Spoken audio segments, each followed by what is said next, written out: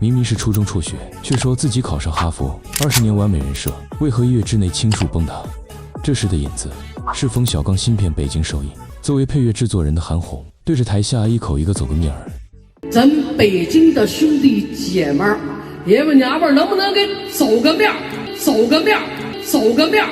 话里话外，就是托北京观众撑场子冲首部票房。结果片子上映10天，票房刚摸9700万，3亿投资回本遥遥无期，票房没拉起来，反倒把自己的陈年旧事全扯出来了。最先被翻出来的是他讲了16年的哈佛往事。我到今天还保留着这个录取通知书。哪儿啊？哈佛。2010年上访谈节目，他主动聊起这段秘辛，说自己拿到了哈佛录取通知书，本来打算学成回国，转念一想，中国更需要自己，干脆放弃留了下来。后来受访还补细节，说是那是政治学理论专业，声乐成绩还加了分。说句实在的，这话能传16年，本质是踩中了大众对爱国才子的偏好。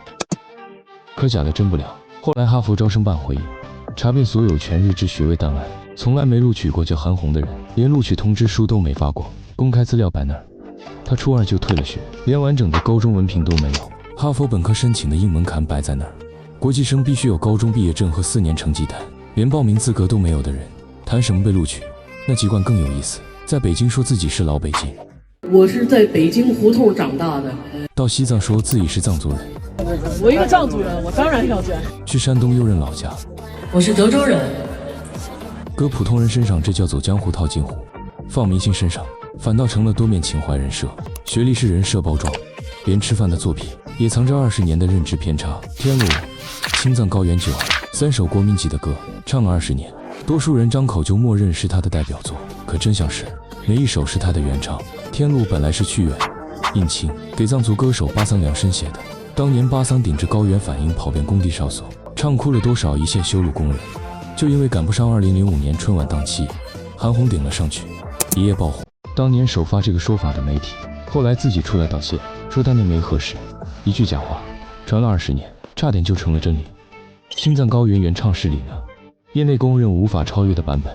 人家出家隐退后，韩红常年在各大晚会上翻唱，唱着唱着就成了大众眼里的原唱。9儿更有意思，距离正片从头到尾用的是胡莎莎的版本，她在综艺上改编唱火了，反倒成了多数人印象里的原唱。这其实就是乐坛最现实的听觉站位规则。唱功是一回事，有没有顶级舞台资源是另一回事。聚光灯长期照在谁身上，谁就能霸占大众的记忆。这从来不是唱功的比拼，是曝光权的碾压。所以今年央视青藏铁路通车20年的短片，全程用巴桑的原版，片尾标上首唱巴桑。直到20年，该是谁的位置，终归要还给谁。公益是戳破信任的最后一根稻草。哎呀，筹款越来越难了。那个常在镜头前哭穷，声称筹款难道要去长城捡垃圾的慈善家。其基金会2025年7.8亿元的总收入中，超过99%来自百万普通老百姓的社会捐赠。此外，基金会高管拿同行6-7倍的超60万美息，采购上万元的高配电脑，虽符合合规标准，却在情理上刺痛了每月省吃俭用还要捐款的普通人。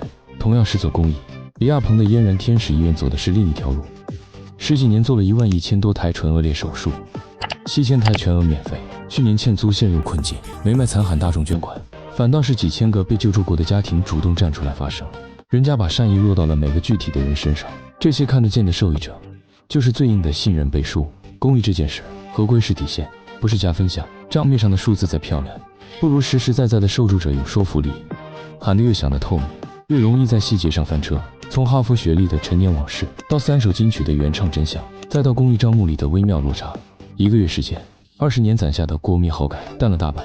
其实大家真正在意的，从来不是他不够完美，是他亲手把自己包装成爱国的、无私的、实力顶尖的，然后拿着这份完美去换票房、换流量、换普通人的信任。